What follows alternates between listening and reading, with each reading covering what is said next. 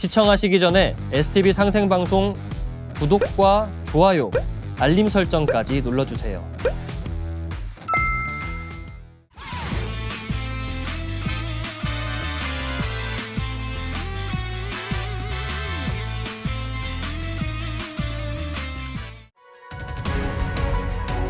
안녕하세요. 역설의 박덕규입니다. 오늘은 우리 글이죠. 한글에 담겨있는 우주 이치라는 주제로 말씀드리려고 합니다. 먼저 한글은 세종대왕께서 만드셨습니다. 1443년에 창제를 하고 3년 후인 1446년에 반포를 했는데요. 이 훈민정음 속에 이 세종 어제 서문이라고 하는 내용을 보겠습니다.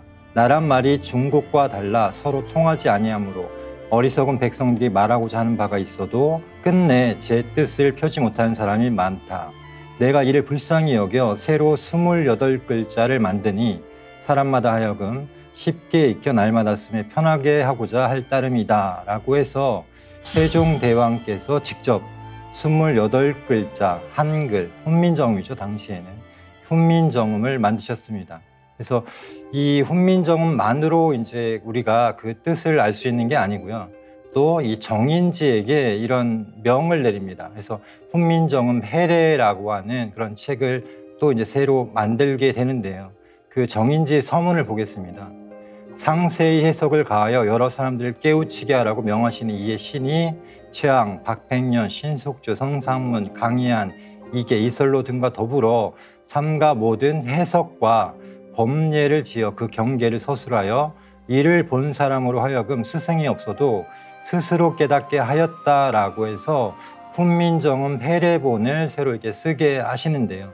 이 해례본은 사실은 알려지지가 않다가 1940년대에 안동 지역에서 이 해례본이 처음으로 발견이 됩니다. 그리고 본격적인 연구는요, 사실은 1980년대 이후부터인데 굉장히 최근의 일입니다. 사실은 이 해례본의 내용들을 토대로 해서 훈민정음에 들어있는 우주의 철학, 당시 이제 조선의 모든 어떤 통치 원리, 하늘의 이치, 하늘과 땅과 인간 간에 대한 것, 그리고 또 어떤 이 세종대왕이 직접 나라를 다스리는 또 백성을 사랑하는 그런 민본주의에 대한 모든 사상이 집약돼 있습니다. 그래서 그 내용들이 정말 어마어마한데요. 그 내용을 이제 하나하나 살펴보도록 하겠습니다. 먼저 이 훈민정음은 이 초성과 중성으로 구성이 되어 있습니다. 초성은 보통 우리가 자음이라고 하는데요. 초성에서도 기본 글자가 5글자가 있습니다. 그것을 초성 기본자라고 합니다. 그래서 기역, 니은, 미음, 시읒, 이응이 바로 초성 기본자고요. 이 초성 기본자가 무엇을 본땄느냐 해가지고 한때 굉장히 논란이 있었죠. 그래서 창살 문양을 본땄다, 뭐를 본땄다 해가지고 많은 논란이 있었는데 이 해례본에 분명하게 이야기를 하고 있습니다. 그래서 다음과 같은 모양을 본떠서 만들었다라고 해서 초성은 무릇 17자다. 그래서 이 중성, 모음까지 합쳐서 11글자를 합쳐서 28글자가 됩니다. 아음, 기역은 혀뿌리가 목구멍을 막는 모양을 본뜨고, 설음, 니은은 혀가 위턱에 붙는 모양을 본뜨고, 수는, 미음은 입 모양을 본뜨고, 치음, 시읒은 이빨 모양을 본뜨고, 후음, 이응은 목구멍 모양을 본떴다라고 해서 우리 이 소리를 내는 구강 구조, 이쪽을 본따서 만들었다라고 분명하게 이야기를 하고 있습니다. 그래서 그림으로 보면요. 기역은 말 그대로 혀가 목구멍을 막는 모양이고, 니은은 윗몸에 닿는 모양, 시읒은 이제 이를 옆에서 본 거죠. 그리고 미음은 입술 모양, 이응은 목구멍의 모양을 본떴다라고 했습니다. 그래서 이 해례본에서 이제 명확하게 설명을 하고 있기 때문에 이 초성 기본자라고 하는 글자는 우리 사람의 구강 구조를 본땄구나라는 걸 알 수가 있습니다. 두 번째로 이제 놀라운 점인데요. 이 초성 기본자 기역, 니은, 미음, 시읒, 이응을 왜 5글자로 했는가? 이 기역, 니은, 미음, 시읒, 이응을 기본자로 해서 이것을 오행에 배치를 했다는 겁니다. 오행. 우리 잘 아는 음양 오행 있죠? 그 오행에 배치를 한 겁니다. 그 내용이 이제 설명이 되는데요. 목구멍은, 이응은 깊고 젖어 있으니 수다. 그리고 어금니 기역은 어긋나고 기니 목이다. 그리고 혀 니은은 날카롭고 움직이니 화다. 그리고 이 시읒은 단단하고 물건을 끄니니 금이다. 입술 미음은 펼쳐져 있고 합해지니 토다라고 되어 있습니다. 그래서 이 이응, 기역, 니은, 시읒, 미음을 각각 수, 목, 화, 금, 토에 배치를 했습니다. 그래서 이것을 또 그림으로 보면요. 목구멍부터죠. 수, 그다음에 혀, 기역, 목, 그다음에 혀 위로 이제 닿는 게 니은, 화고요. 그다음에 이, 시읒, 금, 그다음에 뭐 미음, 토가 됩니다. 자, 요것을 이제 표로 보면 조금 더 이해가 될 텐데요. 자, 초성 기본자의 모양은 일단 기역, 니은, 미음, 시읒, 이응이고 오행에 배치를 했더니 목, 화, 토, 금, 수가 됩니다. 그다음에 조음 위치라고 해서 이 기역을 발음할 때 예를 들면은 소리가 나는 위치가 이제 아음이죠. 그래서 어금니가 됩니다. 니은은 혀에서 나기 때문에 설이 되고요. 설음. 미음은 입술에서 나기 때문에 순음. 시읒은 이에서 나기 때문에 치음. 이응은 목구멍에서 나기 때문에 후음이 됩니다. 그래서 이것도 아설, 순치, 후가 되고요. 이 오음을 또 하면은 궁상각치후에 이제 배치를 한 거고, 이것을 이제 수화목금토니까 계절에 배치를 하면은 뭐 기역은 목이니까 봄, 니은은 화니까 여름, 그다음에 미음은 토니까 늦여름에 해당이 됩니다. 그다음에 시읒은 금이니까 가을, 이응은 수니까 겨울에 해당이 됩니다. 그런데 이 목화토금소로 이렇게 배치를 한 이유가 뭐냐면요. 하도와 연관이 있습니다. 후민정음 해례는 이 하도라는 말이 안 나옵니다. 그런데 이 초성 기본자나 중성 같은 경우도 모두 하도를 기반으로 했고요. 우리가 이 도서관이라고 할 때도 이것이 뭐냐면 하도와 낙서의 준말입니다. 그래서 도서라고 하는데요. 그래서 우주의 변화 이치를 이야기하는 것입니다. 그래서 하도는 이 우주가 만물을 창조하는 게 바로 이 하도고요.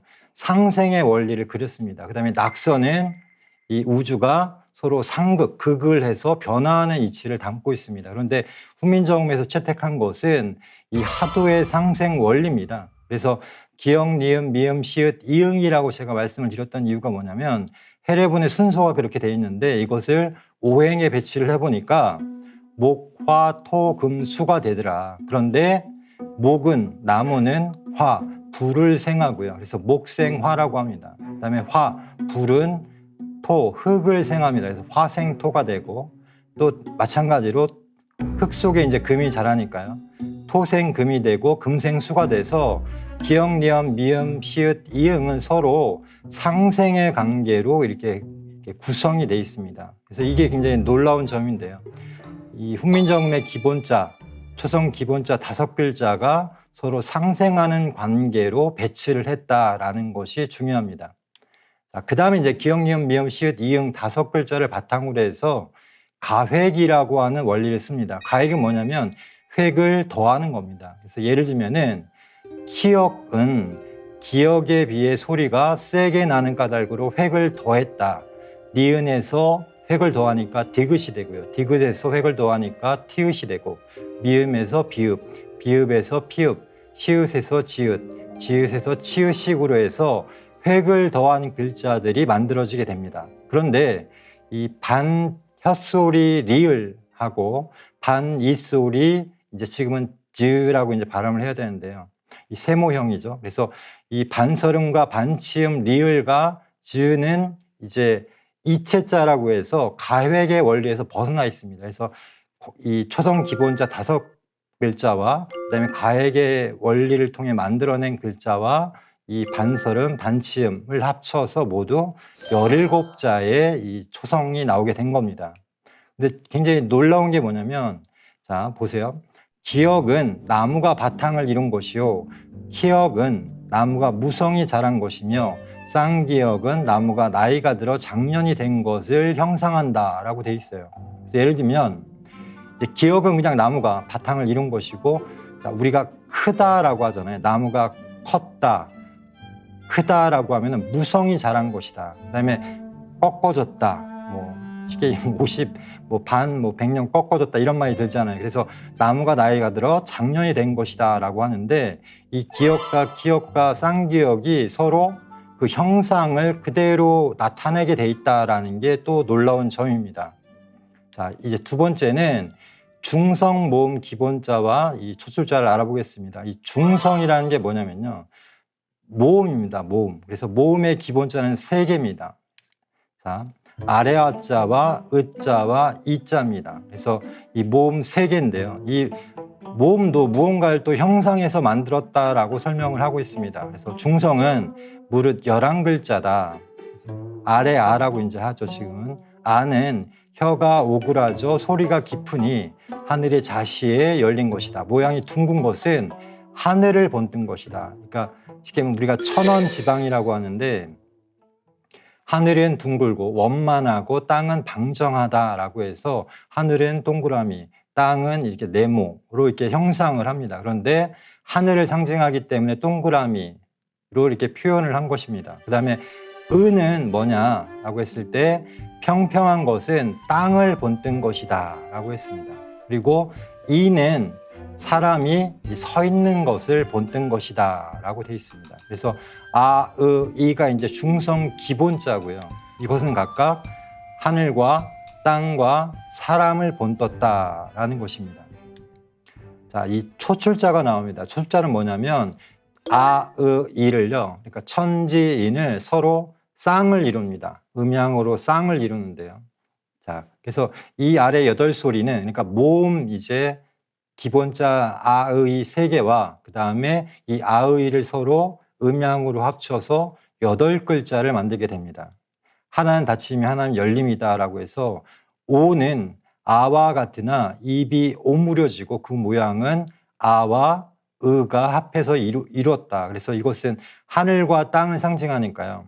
하늘과 땅이 처음으로 사귄다는 뜻을 취하였다. 아는 아와 같으나 입이 벌어지고 그 모양은 이와 아가 합해서 이루어졌다. 그래서 이는 사람이고요. 아는 하늘이니까 천지의 작용이 사물에서 발에 사람을 기다려서 이루어짐을 취하였다라고 해서 이 글자의 조합도 우주의 이치를 그대로 본떠서 만들었다라고 이야기를 하고 있습니다. 그다음에 우는 의와 아가 합해서 이루어진 거고요. 그래서 아는 하늘이고 의는 땅이니까요. 하늘과 땅이 처음으로 사귄다는 뜻을 취하였다. 어도 마찬가지로 해서 하늘과 사람이 합해지는 거죠. 그래서 중성의 초출이라는 건 뭐냐면 아의를 서로 합쳐서 만들어져 처음 나왔기 때문에 초출이라고 합니다. 그래서 오는 처음으로 이제 땅 위의 하늘이니까요. 처음으로 하늘에서 생겨나니 천일이고 수를 낳는 자리다. 그 다음에 아는 자, 사람이 서 있는데 하늘이 오른쪽에 있는 겁니다. 동쪽에. 그 다음이 천삼이고 목을 낳는 자리다. 우는 하늘 밑에 이제 땅이 있는 거죠. 그래서 처음으로 땅에서 생겨나니 지이이고 화를 낳는 자리다. 어는 그 다음이니 지사이고 금을 낳는 자리다. 조금 이제 어려우실 텐데 정리하면 오, 아, 우, 어라고 하는 지금 우리가 쓰고 있는 모음, 중성 초출자, 단모음이죠. 이게 나옵니다. 그래서 이 오는 하늘, 천일생수를 뜻하고요. 아는 삼목, 그래서 천삼생목을 뜻하고 우는 이화, 천이생화가 되고 어는 사금에서 지사생금이 됩니다. 결합은 천지, 인천, 지천, 천인이 됩니다. 자, 요걸 이제 배치를 하면요. 또 마찬가지로 상생의 하도와 정확하게 일치를 합니다. 그래서 이 수로부터 시작을 합니다. 여기서는. 그래서 이 오는 천일생수니까요. 수로부터 시작을 하고 그 다음에 아는 천삼생목이니까 목에 배치가 되고 수생목이 되고요. 목생화니까 이제 천이생화가 돼서 우가 됩니다. 그리고 맨 끝에는 어인데 이 금이죠. 그래서 지사생금으로 이렇게 순환을 하게 되는 구조, 하도와 마찬가지로 이렇게 배치가 됩니다. 자, 그런데 또 이것도 마찬가지로요. 이 발음에 따라서 이 모음의 구성에 따라서 우리말에서는 그 어감이 그대로 드러납니다. 예를 들면 오를 예를 들겠습니다. 오 같은 경우는 천일생수라고 했는데 무엇이 이제 생겨나는 거죠. 근데 돋다, 솟다, 높다, 오르다라는 말처럼 뭔가 이렇게 올라오는 그런 형상, 그런 느낌의 말들, 단어들에 이게 오를 쓰게 됩니다. 그리고 아 같은 경우는 동적이니까요. 밝은 거죠. 그래서 이 천삼생목인데 아라고 하는 말을 쓰면 밝다, 뭐 노랗다, 파랗다, 달다라는 말처럼 이게 말이 좀 가볍고 경쾌하고 이렇게 밝은 느낌입니다. 근데 반대쪽에 있는 어 같은 경우는요. 어둡다, 누렇다, 퍼렇다, 뭐 쓰다, 써다 뭐 이렇게 하는 것처럼 조금 어두운 느낌이 나죠. 묵직한 느낌이 나고 그 다음에 우 같은 경우에는 이제 뭐 죽다, 눕다, 묻다, 뭐 숨다처럼 이렇게 지생화이기 때문에 그 느낌이 이 오와는 또 정반대의 느낌을 가집니다. 그래서 이 한글이 정말 참 신비로운 게 뭐냐면 그 글자 모음 같은 경우에도 이 글자의 모양이나 그 특성에 따라서 우리가 쓸 때 단어 쓰는 그 느낌을 그대로 표현을 한다라는 것입니다. 자, 이제 중성 제출자가 됩니다. 쉽게 얘기하면 오아 우어를 한 번 더 결합을 해서 요야 유여가 되는 게 바로 제출자입니다. 자, 설명을 다시 보겠습니다. 오아 우어는 하늘과 땅에서 비롯하니 처음 나온 것이 된다. 요야 유여는 이에서 일어나서 사람을 겸하니 두 번째 나온 것이 된다.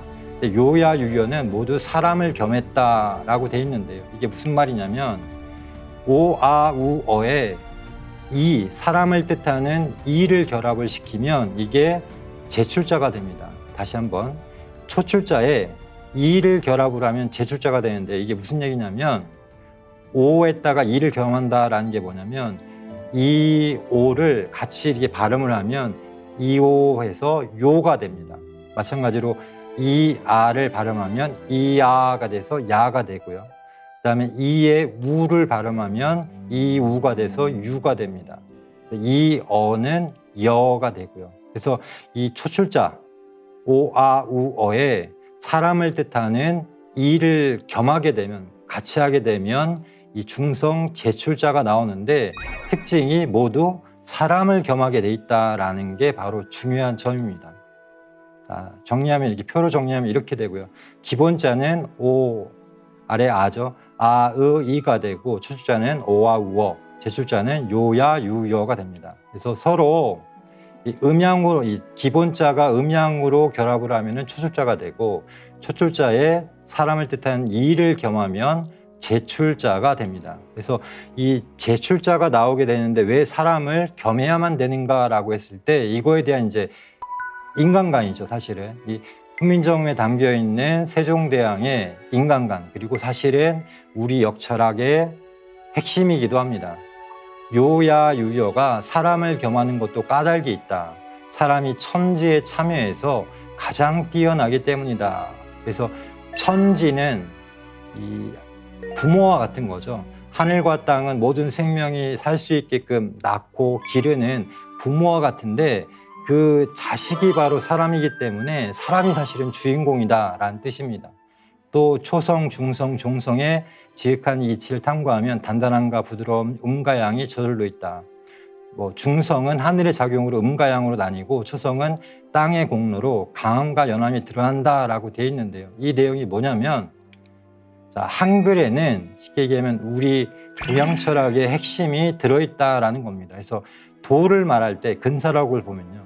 태극이다 해서 하늘에 있으면 기인데 음양이고 땅에 있으면 형체인데 강류이며 사람에게 있으면 덕인데 인이다라고 되어 있습니다. 이게 정리하면 이 우주의 이치, 우주가 걸어가는 길은 태극이라고 표현을 한 겁니다. 그래서 태극의 본체는 하늘에 있으면 기로서 음과 양이 있고 땅에 있으면 형을 이제 쓰게 되는 거죠. 그래서 강류, 강함과 부드러움, 굳셈과 부드러움이 있고 사람에게는 덕이 있어서 어짐과 의로움, 발음이 있다. 그래서 인의가 있다라는 겁니다. 그래서 하늘의 이치가 땅에도 그대로 적용이 되고 사람도 그 하늘과 땅의 이치를 본받아서 이 덕이라는 것이 있고 인의라는 것이 생겨난 것이다라는 겁니다. 그래서 이 사람도 태극에 작용을 한다. 음과 양에 작용을 한다. 그게 뭐냐?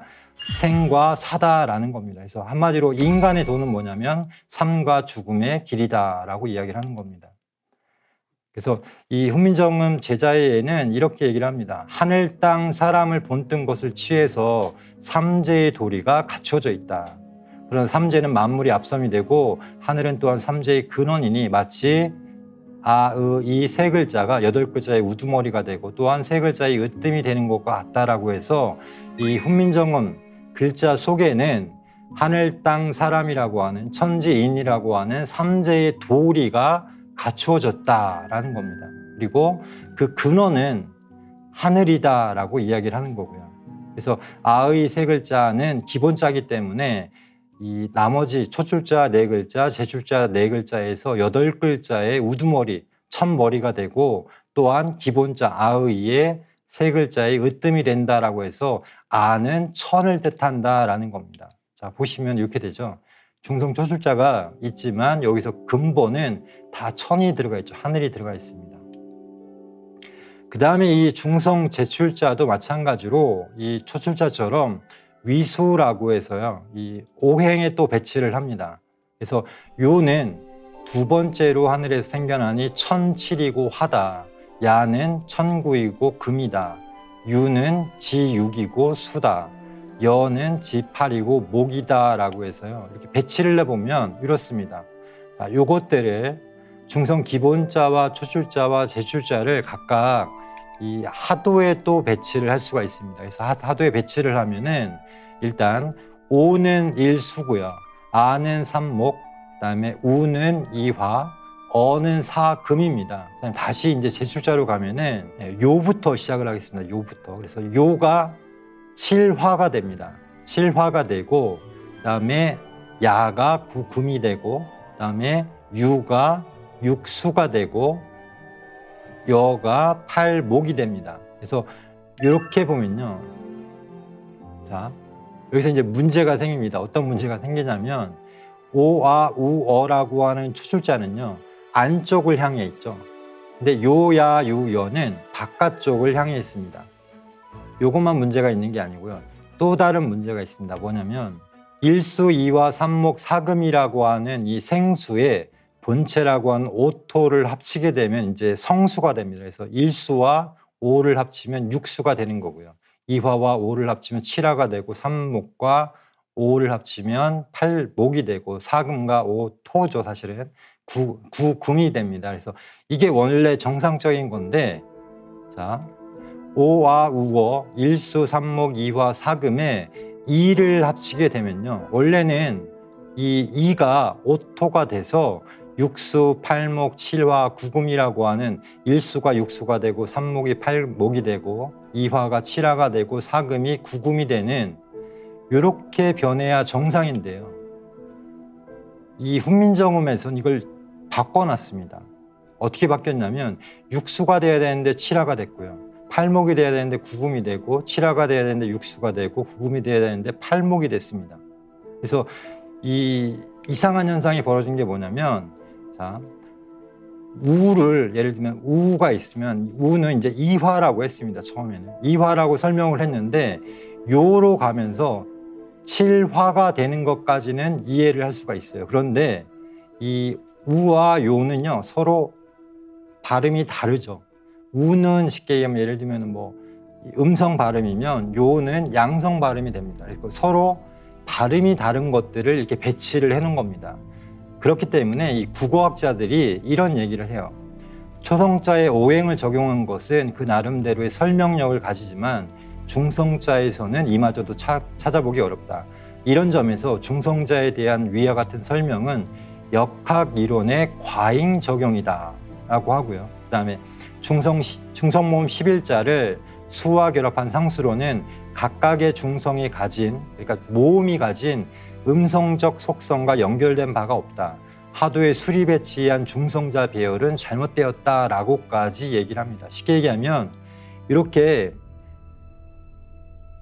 우와 요를 예를 들면요. 이화와 칠화는 뭐 이해가 된다 이거죠. 같은 화니까. 그런데 우와 요는 발음상 서로 정반대의 것인데 같이 배치를 해놨기 때문에 이것은 억지다 이겁니다. 이게 잘못됐다라고 하는 거죠. 그래서 역학의 원리를 적용하다 보니까 이 중성, 모음, 제출자 같은 경우는 왜 거꾸로 해놨냐, 이건 잘못됐다라고 지금 문제 제기를 한 겁니다.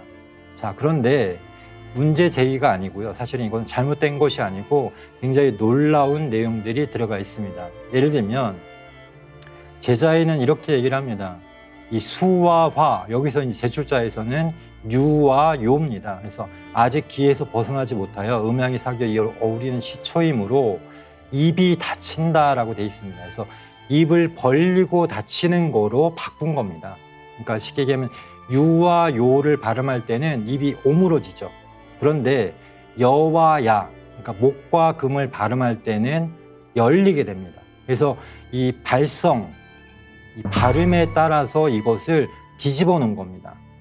그러니까 이 국어학자들이 이 내용을 조금 더 연구를 했으면 좋겠고, 첫 번째 또 하나는 아래 아 같은 경우에 천호이고 토를 낳는 자리이고 은은 지십이고 토를 이루어내는 수다라고 이렇게 이야기를 하는데, 이게 무슨 얘기냐면 쉽게 얘기하면 하늘은 오토이고 은은 땅은 십토다라는 겁니다. 이것도 이제 굉장히 놀라운 내용들인데요. 이 내용들은 사실은 이 육기 변화라고 하는 것을 이해를 해야 됩니다. 예를 들면 하늘 같은 경우에는 우리가 십천간이라고 하죠. 갑을 병정 무기 경신 임계라고 하는 십천간인데, 땅으로 이 천간이 오게 되면 지지가 됩니다. 그래서 12개로 늘어납니다. 그래서 12지지라고 하죠. 그래서 자축이묘 진사 어미 신유 술해라고 해서 이 신인이라고 하는 인신상화라고 하는 불이 하나가 더 생깁니다. 그래서 12개로 늘어나면서 이것들이 서로 대화작용이라는 걸 벌입니다. 그래서 예를 들면은 지금 남북을 보면요, 이 남쪽에는 오가 있고 북쪽에는 자가 있습니다. 그래서 서로 대화라는 게 뭐냐면, 우리가 왜 서로 얘기를 나눌 때 대화라고 하잖아요. 그것처럼 서로 이 상관관계를 일으킨다는 겁니다. 그래서 자와 오가 서로 대화작용을 일으켜서 군화가 됩니다. 오가. 그래서 칠화가 되는 거고요. 그 다음에 예를 들면 충미가 서로 대화작용을 일으켜서 습토라고 하는 십토를 만들어냅니다. 그리고 인과 신도 마찬가지로 이제 상화라고 하는 불을 만드는 건데, 이게 무슨 얘기냐면 이 수화가 서로 이렇게 변화가 된다라는 겁니다. 이 지구에 오게 되면. 그래서 이걸 육기 변화라고 하는데, 이런 육기 변화의 내용들을 통해서 사실은 이 훈민정음에 그 육기 변화를 감안한, 그러니까 발성적으로 바뀌게 되는 것까지도 감안을 해서 반영을 해서 이 모음의 그 수화를 이렇게 바꿔놓는 그런 내용을 기재했다라는 게 중요한 겁니다. 그래서 한마디로 얘기하면 제출자의 위수를 변화시켜서 하도의 생수와 성수를 서로 음양으로 배열한 것은 굉장히 중요하다. 사람을 형성한 무이수, 이죠, 이가 초출자를 만나면 생수 1수가 변해서 수가 이제 성수 7화가 됩니다. 그리고 생수 2화는 변해서 성수 6수가 됩니다. 그래서 음양 변화를 일으키는데, 이게 무슨 뜻이냐? 하늘과 땅이 서로 작용을 해서 만들어내는 만물의 변화를 사람이 비로소 완성시킨다라고 하는 뜻을 담고 있는 겁니다. 그래서 생수는 땅에서 사람을 만나서 성수로 재생이 된다. 그래서 예를 들면 천지 자연의 수가 사람을 만나서 상이 되는 거죠. 그래서 천지 자연의 그런 이치, 그것을 이제 수로서 표현을 하고 그 수가 다시 상이 되고, 그 다음에 예를 들면 천지 자연의 소리 같은 경우도 음을 이제 율료라고도 하는데요. 이 소리가 사람을 만나서 글자가 되고 이제 문이 되는 것처럼 사람을 통해서 이것이 변화되고 완성된다라는 걸 뜻하는 겁니다. 그래서 이 얘기를 후민정음에서 뭐라고 하냐면, 생각건대 자운의 핵심은 중성에 있어서 모음에 있다는 거죠. 그래서 초성과 중성을 합하여 소리를 이룬다. 마치 천지가 만물을 이루어도 그것을 재성보상하려면 사람의 힘 입어야 하는 것과 같다라고 해서 사람의 존재를 재성보상, 천지가 이루어 놓은 것을 재성보상하는 존재다라고 해서 굉장히 우리의 천부경에 해일사상하고 이제 맞닿아 있는 점입니다. 그래서 재성보상이 무슨 뜻이냐면, 지나침을 억제하고가 재성이고요, 미치지 못함을 도우는 게 보상입니다. 그래서 천지가 사귀는 것이 태, 이것은 이제 초출자와 연관이 되죠. 임금은 이것을 본떠서 천지의 도를 재성하여 천지의 의를 보상하여 백성을 태평회로 인도한다라고 되어 있습니다. 이게 역경에 나오는 내용인데요. 훈민정음에서 이야기하고 있는 것은 뭐냐면 사람은 이 주령계의 이 태극도서에 나와 있는 내용과도 서로 이게 맞닿아 있습니다. 자, 훈민정음 제자에 보면은 이만 홀로 자리와 수가 없는 것은 아마 사람은 무국지진이라고 표현을 했습니다. 무국의 참됨이다, 무국의 진액이다, 무국의 정수다라는 뜻인데요.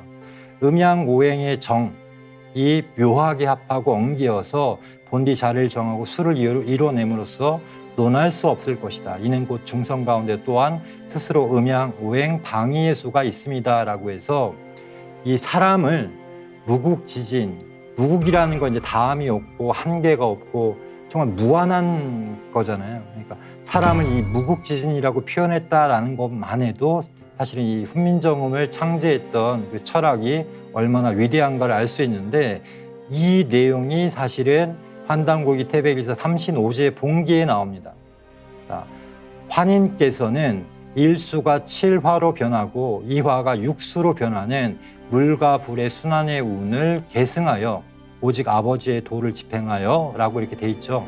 자, 이 내용이 뭐냐면 지금까지 말씀드린 것처럼 이 환인이라는 분은 말 그대로 이 하늘과 땅이 이루어내신 만들어내신 것을 재성보상해서 마침내 그것을 이 일수를 칠화로 바꾸고 그 이화를 육수로 이제 성수로 변환시키는 생수를 성수로 변환시키는 마지막 무국의 그런 진정한 인간이다라는 뜻입니다. 그래서 세종대왕의 훈민정음에 담겨 있는 그런 이상적인 인간상이 환단고기 태백에서 삼신오제 봉기를 토대로 했다라고 밖에는 볼 수가 없는 내용인데요.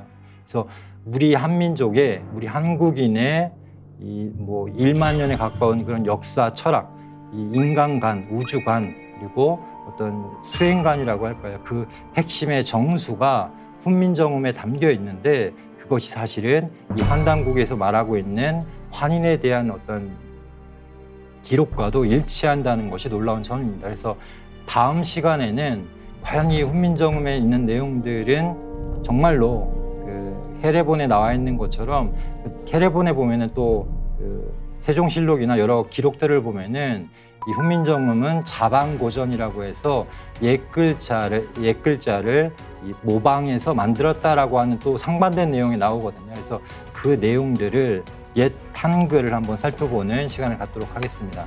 네, 감사합니다.